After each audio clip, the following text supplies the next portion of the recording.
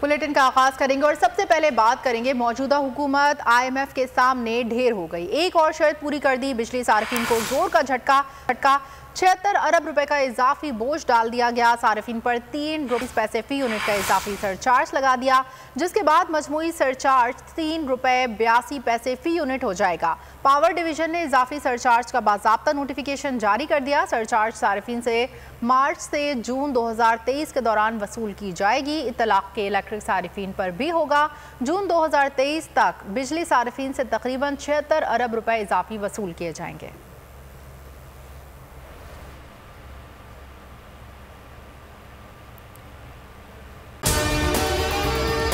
और अगर आपको हमारी ये वीडियो पसंद आई है तो लाइक पर क्लिक कीजिए। मैं आज शुएब शेख को खास तौर पे दाद देना चाहता हूं कि ये है आज़ादी राय, आज़ादी सहाफत, ये उसकी जंग है।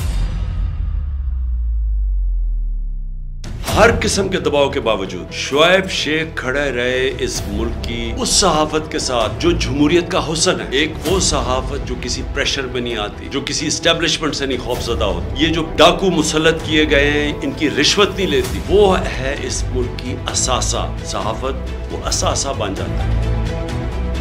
सिर्फ शुएब शेख को आज जेल में इसलिए डाला है कि उसको ये कहा गया था कि इमरान खान और PTI की कवरेज ना करें। मैं पाकिस्तानियों की तरफ से शुएब शेख आपको और बोल चैनल को कहता हूँ, हम आपके साथ खड़े हैं और इंशाल्लाह आप सब्र करें।